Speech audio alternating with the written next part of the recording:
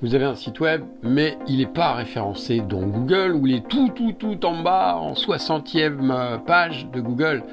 Comment faire? On va passer dans cette vidéo 5 raisons possibles qui fait que votre site n'est pas référencé ou très mal. Et puis on va voir surtout, ce qui est intéressant, c'est comment y remédier. Déjà, comment ça fonctionne? Google, c'est quoi? Google, en fait, c'est un programme, un ensemble de programmes, une intelligence artificielle, des algorithmes. Et on appelle ça aussi un spider ou un bot, un robot. Donc le but de ce robot, c'est d'aller indexer toutes les pages. Et il va chercher des liens qui pointent vers des sites et il revient fréquemment, ça dépend des sites. Sur certains sites, il va revenir tout le temps, des sites d'actualité par exemple, sur d'autres sites, il va revenir de temps en temps. Il indexe ces pages, donc il aspire tout ce qu'il y a dedans, toutes les pages qui sont liées, les informations qui sont dans ces pages, les informations qui sont visibles à l'œil, là quand on navigue sur le site, mais aussi les informations invisibles.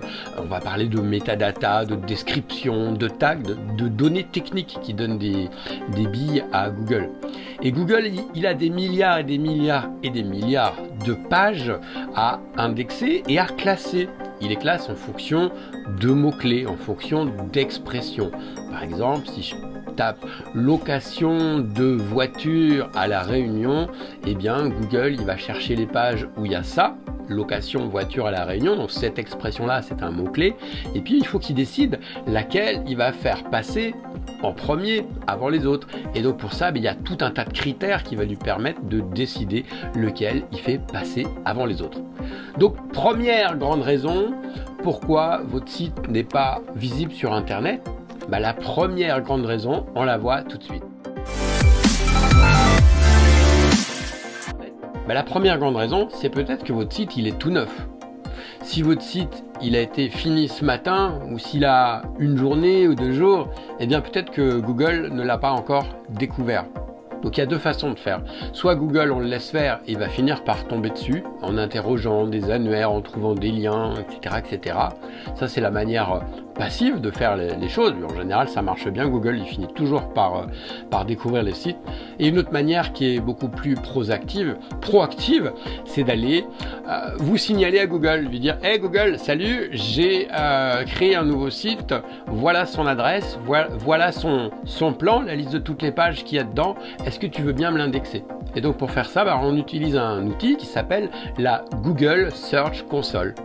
Et en dessous, là, dans la description de l'article, je vous ai mis la syntaxe exacte que vous pouvez utiliser pour vous signaler à Google, pour lui faire un coucou et puis pour accélérer les choses. Donc voilà, si votre site il est tout neuf, donc vous inquiétez pas, c'est normal s'il n'apparaît pas encore. La deuxième raison, c'est quoi? Ça peut être un problème de mauvaise indication. Il y a quelque chose qu'on fait régulièrement quand on est en train de développer un site internet. Pendant qu'on est en phase de développement, on n'a pas forcément envie que le site web soit visible sur le net par autrui. Si vous utilisez déjà la même adresse de nom de domaine. Alors peut-être que vous avez indiqué à Google n'indexe pas mon site. Donc il y a des paramètres qu'on indique dans des fichiers spéciaux. Donc il y a les fichiers robot.txt par exemple, et puis d'autres indications qu'on peut mettre sur le site pour lui dire n'indexe pas mon site. Alors si vous étiez donc en phase de développement et que vous aviez donné ces indications là, oui, ça peut être une raison et du coup c'est facile d'y remédier. Donc vérifiez, est-ce que vous n'aviez pas dit au préalable à Google de ne pas indexer votre site.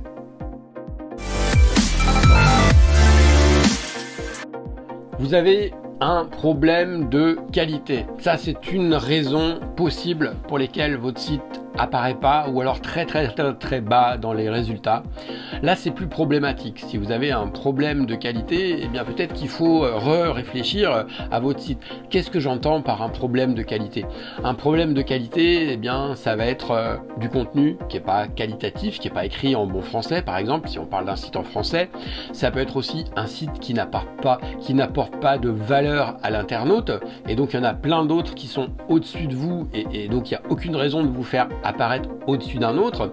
Ça peut être aussi qu'il y a du contenu dupliqué. Vous avez copié des pages ou des passages d'autres sites web existants, et bien Google, ça, il le repère. Et là aussi, il n'a pas de raison de faire passer la copie plutôt que l'original. Qu'est-ce que ça peut être aussi comme raison? Ça peut être que vous n'avez pas respecté les bonnes pratiques de SEO.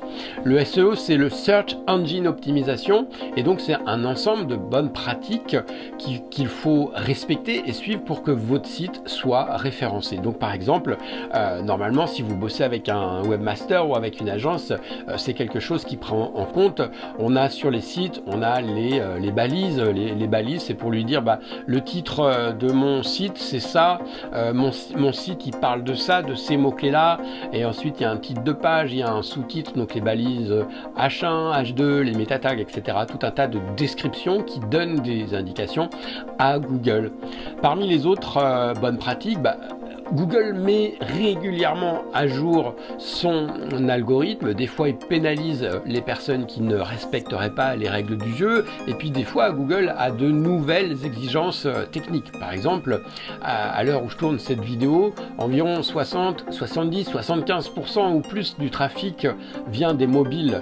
Et donc, si le site il n'est pas optimisé pour les mobiles, il va forcément descendre dans le classement. D'ailleurs, c'est pas les mêmes classements si on a un site internet sur mobile ou un site, on fait la recherche sur mobile ou la recherche sur ordinateur, sur grand écran. Et donc voilà, si le site il est trop lent aussi, ça c'est vraiment l'une des dernières exigences de Google, il appelle ça les Google Core Vitals, les Vital Core Webs, et donc si le site il répond pas en moins de quelques secondes, eh bien il est aussi pénalisé. Il faut savoir que chaque centième de seconde fait perdre des ventes, parce que vous-même, quand vous êtes en train de chercher une information sur votre téléphone et que le site il répond pas, que c'est lent au moment où vous abandonnez quoi. Autre raison, vous avez un problème d'autorité, pas avec la police, mais l'autorité de votre site n'est pas établie. Alors si c'est un site qui est récent, c'est normal, mais si c'est un site qui a déjà un peu d'âge et que personne ne parle de vous, vous n'avez pas d'autorité. C'est un peu comme dans la vraie vie. Si vous avez un commerce ou un service et que vous transmettez vous faites du bon boulot, vous offrez un bon service, les gens vont parler de vous. Les gens vont faire, c'est le bouche à oreille. Eh bien, en numérique, on parle d'autorité. L'autorité, c'est des sites qui pointent vers votre site. Alors ça peut se faire de manière naturelle, c'est-à-dire les gens vont vous référencer parce que vous produisez du bon contenu, vous offrez des bons services ou des bonnes informations, donc des gens vont pointer vers votre site, mais ça met du temps. Et puis on peut aussi accélérer les choses en allant toquer à des portes en disant hey, regarde, j'ai tel ou tel service, qu'est-ce que tu voudrais parler de? Est-ce que tu voudrais parler de moi? On peut aussi s'enregistrer dans des annuaires, et puis il y a aussi des pratiques un peu plus malines pour faire parler de son site, parce que si vous ne faites pas parler de votre site, il ne va pas se passer grand chose. La dernière raison qu'on va voir aujourd'hui, c'est l'intention de recherche. Est-ce que vous avez de mauvaises intentions? C'est-à-dire, vous n'êtes pas aligné entre ce que l'internaute tape sur son clavier et ce que vous proposez. Par exemple, si je tape voiture, eh bien probablement je cherche des informations générales sur ce que c'est qu'une voiture. Ok, si je tape voiture Renault ou 5 portes ou voiture confortable, eh bien déjà c'est un peu plus précis, mais je suis toujours dans la recherche d'informations. Après, si je tape meilleure voiture de sport, là mes informations sont, ma recherche est déjà beaucoup plus ciblée, je cherche des choses très précises. Et si ensuite je vais chercher où acheter une voiture de luxe à Bordeaux, et bien là la requête elle est très très précise. Ça veut dire que probablement je suis dans une phase d'achat et activement je cherche un endroit où trouver ce que j'ai envie d'acheter. Donc si le contenu que vous proposez n'est pas en adéquation avec la recherche de l'utilisateur, c'est normal que vous n'apparaissiez pas au bon endroit dans Google et que Google fait passer d'autres sites avant vous. C'est tout à fait logique. Et d'ailleurs, avant de faire un achat, une vente ou un service, et d'ailleurs plus le service est onéreux, et bien plus le parcours utilisateur va prendre de temps, puisque on met pas le même temps pour acheter une voiture que pour acheter un cornet de glace. Voilà, donc on a passé en revue un certain nombre de raisons pour lesquelles votre site ne figure pas encore sur Google ou est mal référencé. Évidemment, il y en a encore plein d'autres, mais celles-là sont vraiment essentielles. N'hésitez pas à vous abonner à cette chaîne pour plus de contenu, plus d'informations. Et j'ai mis le lien vers l'article complet qui reprend tous les mécanismes et puis ce que vous pouvez faire pour y remédier. Je vous dis à très bientôt pour vous aider à propulser votre activité sur Internet.